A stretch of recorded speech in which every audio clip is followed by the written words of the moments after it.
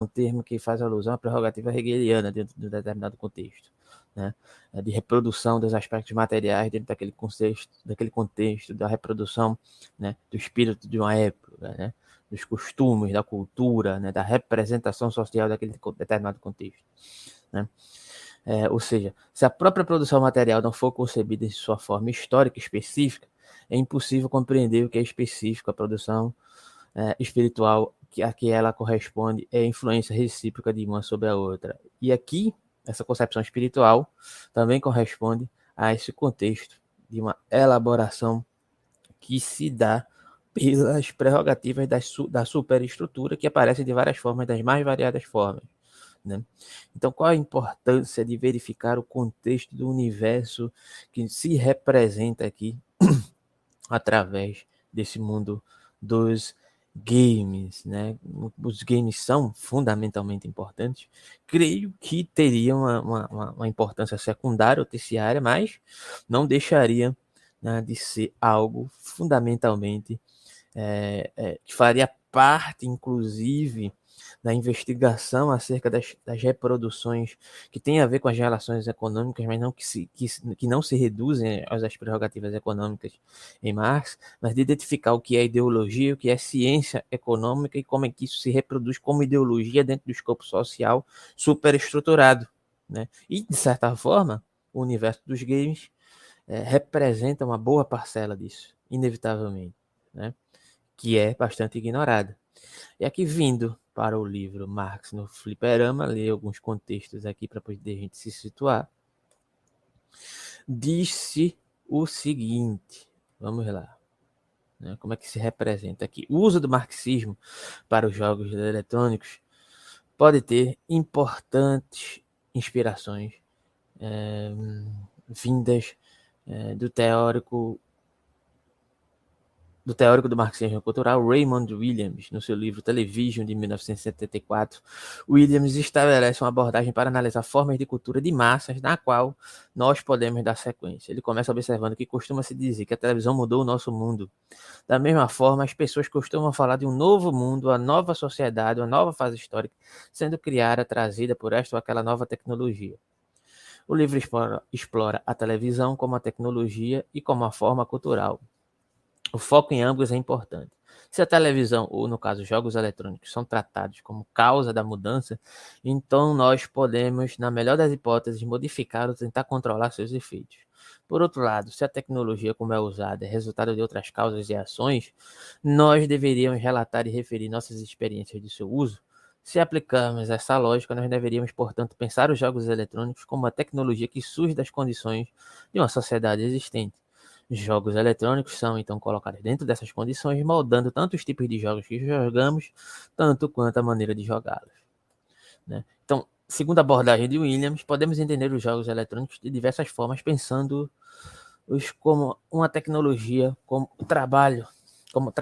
parte do capitalismo contemporâneo e como uma forma cultural, né, de brincar. Então, enquanto nós estamos falando de jogos eletrônicos, também estamos falando de muito mais que apenas jogos. Com frequência, quando os jogos eletrônicos são submetidos a críticas, o foco ecoa em algo que Williams notou anteriormente com a televisão. Muita atenção foi dada ao sexo e à violência, como a manipulação política e a degradação cultural. Esse também foi o caso dos jogos eletrônicos, particularmente no que diz respeito à violência e à degradação cultural, que destaca as coisas que não são específicas apenas aos jogos eletrônicos ou à televisão, aos romances, aos quadrinhos, etc. A razão é, na verdade, explica Williams, que o efeito é visto como uma ideologia, uma forma de interpretar mudanças gerais de uma maneira deslocada e abstrata. Marx diz o seguinte, que se podem fornecer ferramentas para a crítica cultural, né? E aqui nesse contexto podemos nos apropriar disso para os jogos eletrônicos. Entretanto, pode parecer algo estranho de dizer, já que o marxismo é, afinal, uma teoria revolucionária, né? Como o próprio Marx e Engels argumentaram, abre aspas, o comunismo é para nós um estado de coisas a se estabelecer, um ideal ao qual a realidade terá de se ajustar. Nós chamamos de comunismo o movimento real que abole o estado real das coisas, o estado atual das coisas. O marxismo é, portanto, uma teoria e uma prática que visa a derrubada do capitalismo pela via revolucionária. Entretanto, como Marx e Engels observam, a condição desse movimento resultaria de premissas agora existentes. enquanto as condições de trabalho, a relação entre classes, as forças produtivas e assim por diante seriam cruciais para uma perspectiva marxista, e a sociedade é composta também por mais coisas do que apenas relações econômicas, como a gente tinha aqui remetido à questão das superestruturas e como essa questão é aqui que é a nossa intenção aqui, né, colocar a questão do mundo dos games como uma produção que retroalimenta dentro de um processo material circunscrito na perspectiva dialética, que retroalimenta as ideologias da classe dominante de certa forma, e como pode servir de, digamos assim, dentro de alguns aspectos de subversão desses mesmos contextos ideológicos para a supressão deles. E aqui esse livro, de um modo geral, ele trata de vários aspectos, né, dessa questão que vão, de certa maneira, aparecer, né, como, por exemplo, como determinados jogos, e aqui eu até joguei um jogo aqui online, né, tá aí um trecho, né, eles podem servir como cooperativas populares, digamos assim, no sentido de que são contraproducentes ao meio capitalista, né, às prerrogativas capitalistas, e existem, digamos assim, opções ou conjuntos de grupos que se unem diante de uma prerrogativa aliada a um desgarrar-se do escopo majoritário, né, do mundo dos games, que é majoritariamente ligado a essa superestrutura e a essa infraestrutura, né, para ocupar esses espaços e criar modos de jogar diferenciados, não só trazendo a perspectiva de protesto do âmbito socialista ou comunista dentro desse contexto, né, como foi o caso de um desses jogos que está disponível aí, né, que eu joguei parte dele aí no canal, mas sim aquilo que envolve, né, o meio do escopo do trabalho, a reprodução de como se joga, de quem joga, como se joga, em que prerrogativa joga e com que posicionamento, né, em relação à contraproducência desses escopos ideológicos no sentido alinhados com a prerrogativa das classes dominantes, que inserem, né, que se retroalimenta através dessa superestrutura, né, da mais variada relação em relação aos outros modos superestruturais que é inserida dentro do contexto dos games, inclusive, né? Entretanto, né, prosseguindo, naturalmente isso não quer dizer que as dimensões culturais dos jogos eletrônicos sejam tão importantes como as relações de exploração necessárias para a sua produção, ou seja, a dimensão dos jogos e a dimensão do que permeia os jogos para a produção e exploração dos trabalhos diretos em relação a isso. Então, é uma via que se complementa, são duas vias que se complementam dentro desse contexto e que traz outras prerrogativas multifacetadas dentro dessa questão, né? Mas que elas também merecem ser examinadas pelo seu conteúdo ideológico, a crítica ideológica de Marx, né? No que tange a ideologia, Marx e Engels explicam, aí abre aspas. A produção de ideias, de representações da consciência está, em princípio, imediatamente entrelaçada com a atividade material e com o intercâmbio material dos homens. Com a linguagem da vida real, representar ou pensar o intercâmbio espiritual dos homens ainda aparece aqui como emancipação direta de seu comportamento material. Não se parte daquilo que os homens dizem, imaginam, representa, tampouco dos homens pensados, imaginados e representados, para, a partir daí, chegar aos homens de carne e osso. Parte-se dos homens realmente ativos e a partir do seu processo de vida real.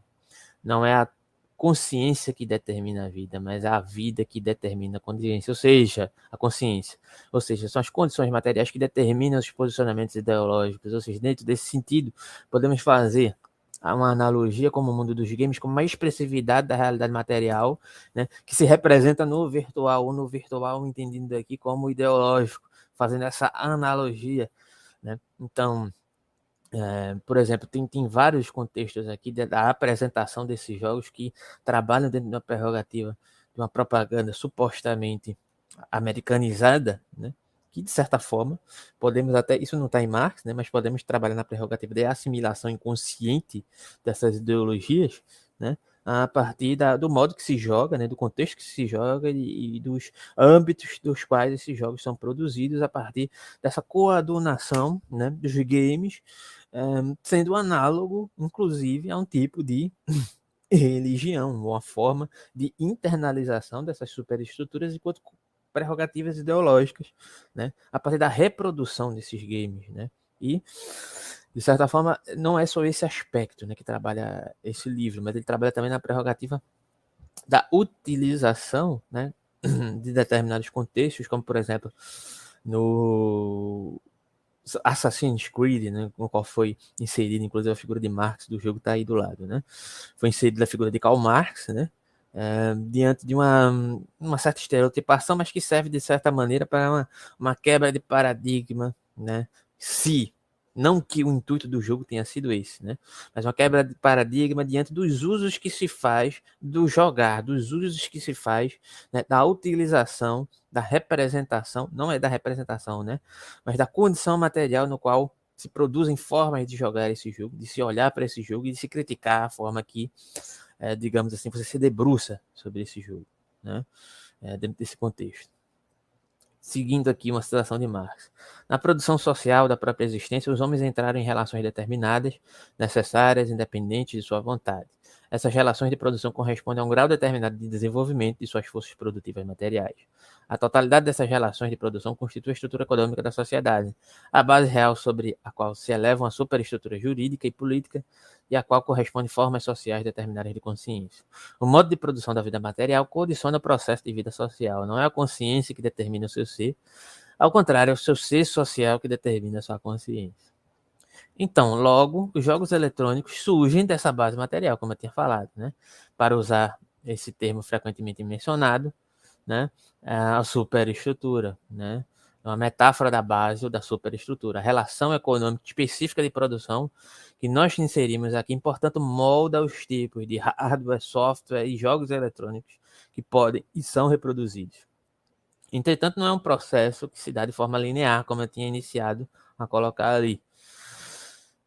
Para entender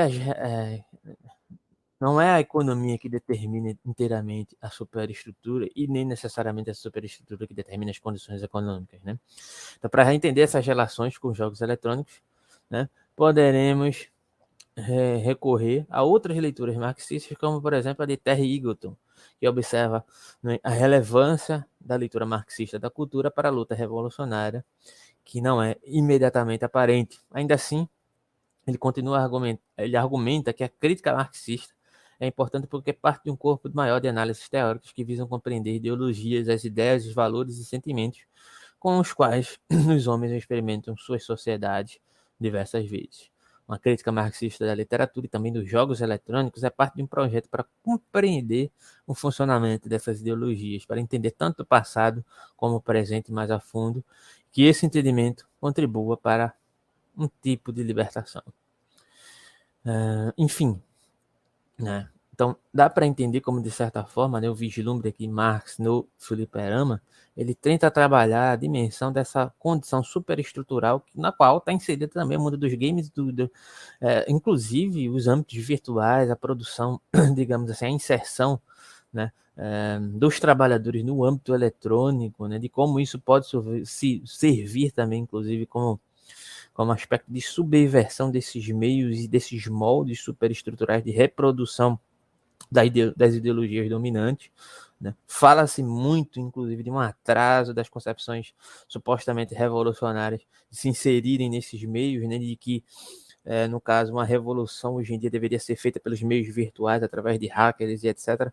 Eu tendo a concordar com essa questão, né? Porque a batalha política hoje em dia ela não se dá necessariamente diante de uma condição apenas de você ir para as ruas e lutar politicamente de forma física, mas a reprodução material ela também é virtual desse contexto. Eu acho que é uma questão importante ser ressaltada aqui.